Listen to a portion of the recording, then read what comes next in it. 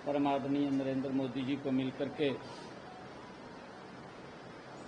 Operation सिंदूर की सफलता के लिए आदरणीय प्रधानमंत्री जी को धन्यवाद किया है, सेना को बधाई दी है। ये ऐतिहासिक और ये निर्णय अगर कोई व्यक्ति ले सकता है तो उसका नाम नरेंद्र मोदी है।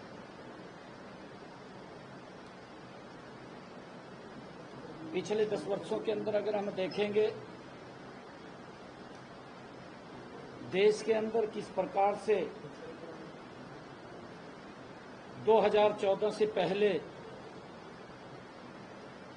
आतंकवादी देश में घुस करके घटनाओं को अंजाम देते रहते थे, सरकार हाथ पर हाथ धर करके देखती रहती थी। परंतु ये पहली बार हुआ है कि ये सशक्त भारत, ये मजबूत भारत मोदी जी के नेतृत्व के अंदर अगर कोई आतंकवादी संगठन, आतंकवादी कोई घटना का अंजाम देता है, जिस स्थान के ऊपर यह आतंकवाद पनपता है उसी स्थान को मिट्टी में मिलाने का काम हमारे जांबाज सैनिक करते हैं। मैंने आज प्रधानमंत्री जी को मिलकर के ऑपरेशन सिंदूर की ये बधाई भी दी है, उनका धन्यवाद भी किया है। पिछले दिनों जिस प्रकार से पूरा देश पहलगाम की घटना से आहत था और पूरे देश के अंदर उस घटना को लेकर के रोष था, देश के लोग चाहते थे कि इस आतंकवाद के खिलाफ कड़ी कार्रवाई हो और समय समय के ऊपर इस आतंकवाद के खिलाफ आदरणीय मोदी जी ने करड़े कदम उठाए हैं। करड़े कदम आतंकवाद के प्रति ये उठाए हैं कि अगर हम देखें उरी की अगर घटना होती है तो हमारे जांबाज सैनिक पाकिस्तान की सरजमी के ऊपर जाकर के सर्जिकल स्ट्राइक करते हैं और अगर दूसरी घटना का अंजाम होता है तो एयर स्ट्राइक करके पाकिस्तान के अंदर जाकर के उन आतंकवादियों के खिलाफ सख्त कार्रवाई करते हैं।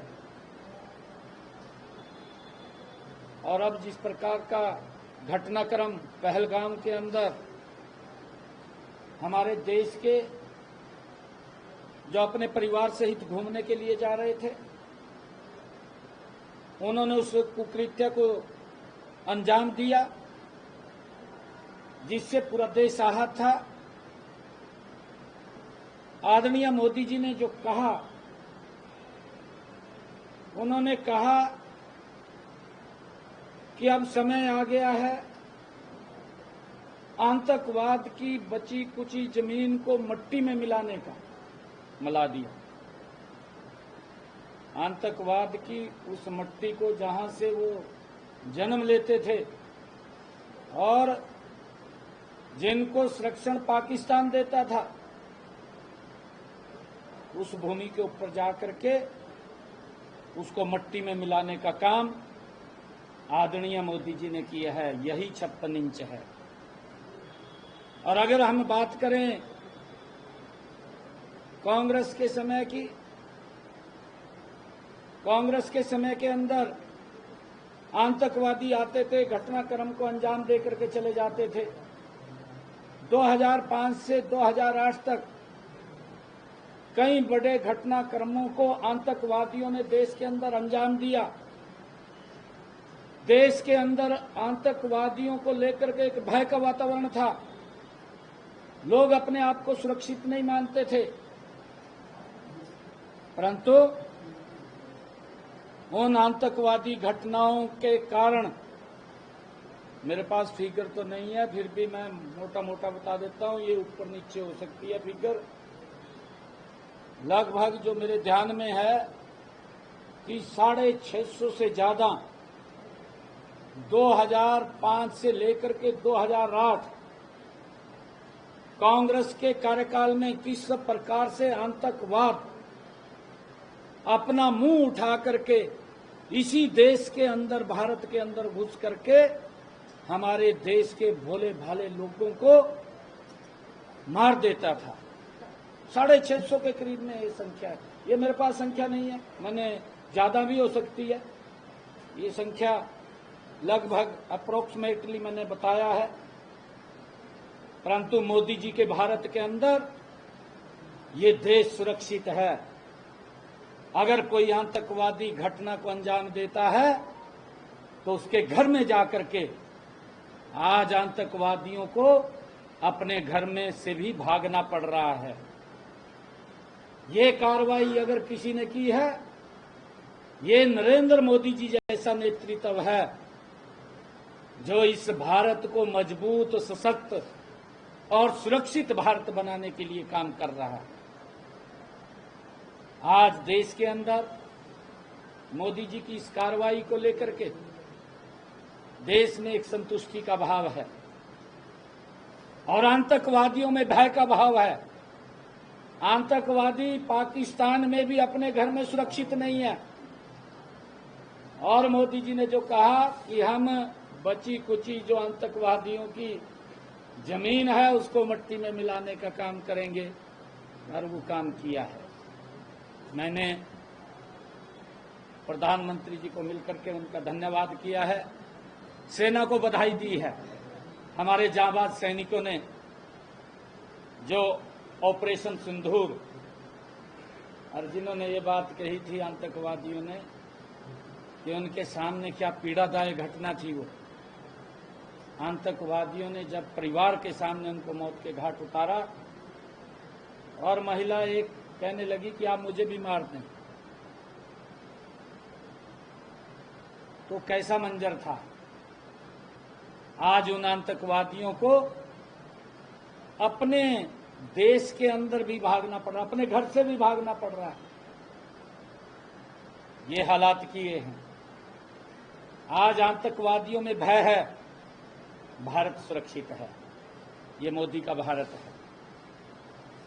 हमने धन्यवाद किया आदरणीय प्रधानमंत्री जी का, सेना को बधाई दी है। हरियाणा को लेकर सब योजनाओं का इससे इतर भी कोई और मुद्दों पे बातचीत हुई? हाँ, आदरणीय प्रधानमंत्री जी से हरियाणा के विकास के कार्यों को लेकर के मैंने बताया है। बहुत सारे कार्य चल रहे हैं। पिछले दिनों आदरणीय प्रधानमंत्री जी हरियाणा में डॉक्टर भीमराव अंबेडकर जी की जयंती के अवसर के ऊपर हरियाणा आए थे। हरियाणा के लोगों ने आदरणीय प्रधानमंत्री जी का जोरदार स्वागत किया था।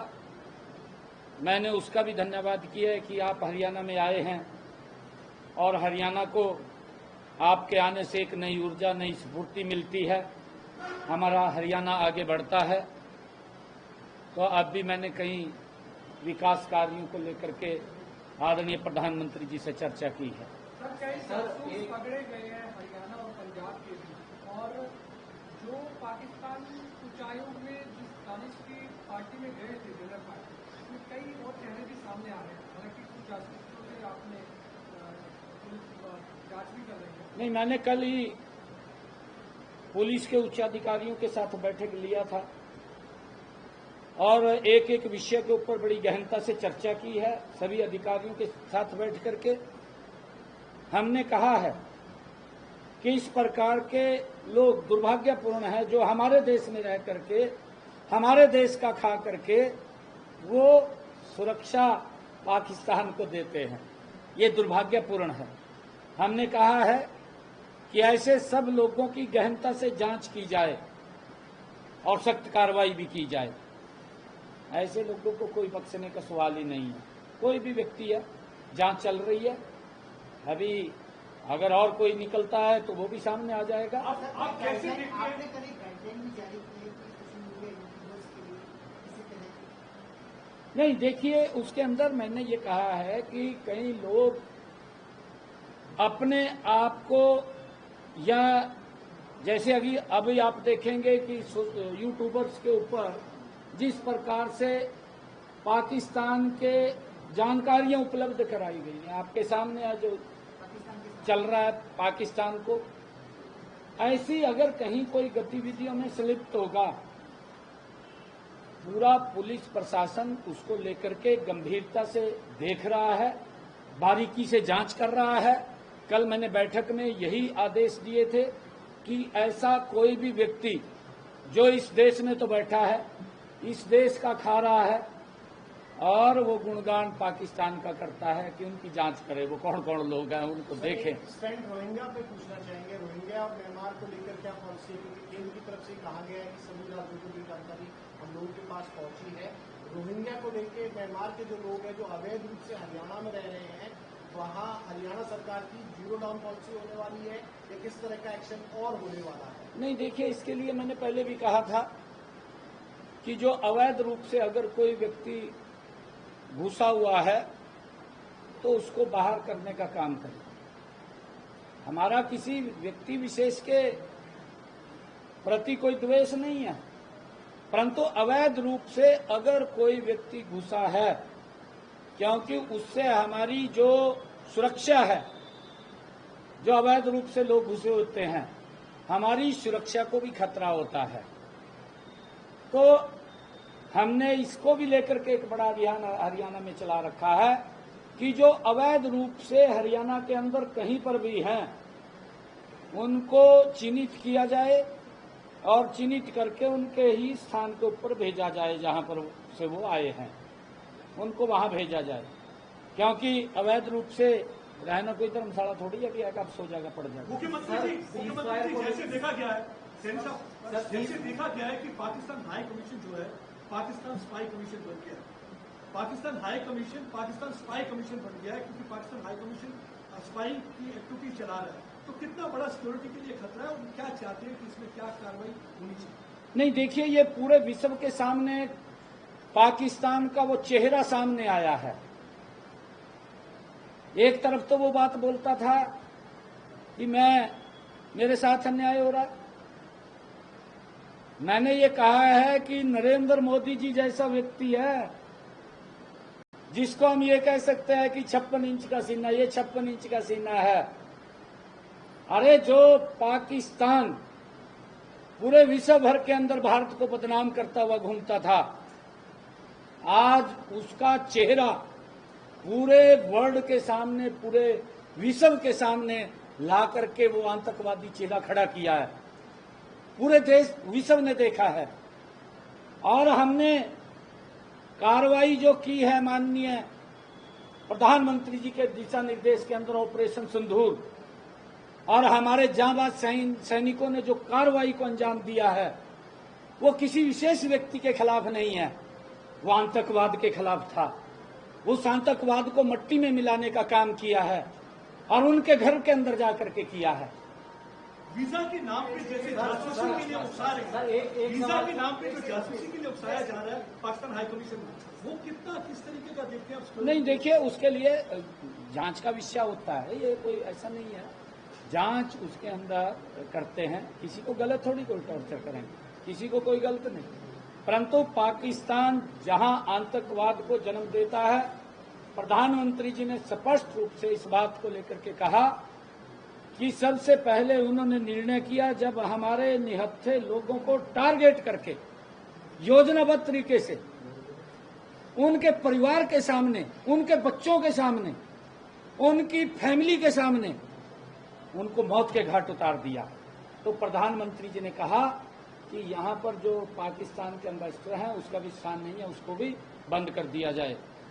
फिर उसके बाद जो कदम उठाया कि जो हमारे बॉर्डर्स हैं, जहां से आवागमन होता है, उसको बंद कर दिया जाए, वो बंद कर दिया। फिर प्रधानमंत्री जी ने कहा कि खून और पानी इकट्ठा नहीं बहेगा, उस पानी को भी बंद कर दिया जाए। ये सख्त निर्णय लिए हैं। और फिर हमारे जांबाज सैनिकों ने मात्र 3 घंटे के अंदर ऑपरेशन सिंदूर के माध्यम से पाकिस्तान को उन आतंकवादी जहां पर अड्डे थे उन अड्डों को चुन चुन करके मट्टी में मिलाने का काम किया है। 100 से ज्यादा आतंकवादी मारे गए। आज आतंकवादी अपने घर में भी सुरक्षित नहीं है। पहले मैंने यही कहा है, 2014 से पहले आतंकवादी घूमते रहते थे यहां से, किसी बस में चढ़ जाते, किसी ट्रेन में चढ़ जाते, परंतु आज पाकिस्तान के अंदर भी अपने घर में आतंकवादी सुरक्षित नहीं है। सर सीज फायर को लेकर लगातार सवाल उठ रहे हैं और उसके साथ साथ नेता विपक्ष राहुल गांधी ये भी पूछ रहे हैं कि कितने विमान जो है भारत के जो है गिरे हैं, इसको लेकर किस तरीके से देख रहे हैं? राफेल को लेकर मैंने बताया है ना, मैंने 2005 से लेकर के 2008 तक का बताया है कि पाकिस्तान से आतंकवादी भारत के अंदर आकर के घुसे रहते थे, बड़ी घटनाओं को अंजाम दिया। मेरे पास फिगर नहीं है, फिगर आ जाएगी फिर कह देंगे भी मुख्यमंत्री जी झूठ बोल गए। 650, मैं तो अप्रोक्सीमेटली बता रहा, 650 के करीब में इनके 2005 से लेकर के 2008 तक जो आतंकवादियों ने बड़ी घटनाओं को भारत के अंदर अंजाम दिया था, 650 से ज्यादा लोग मारे गए उन घटनाओं के कारण। आज अगर आतंकवादी बॉर्डर से इधर आता है तो उसको सीधा ऊपर का रास्ता दिखाते हैं और उसके घर के अंदर जाकर के उसको नेस्त नाबूद करने का काम करते हैं। Thank you, thank you.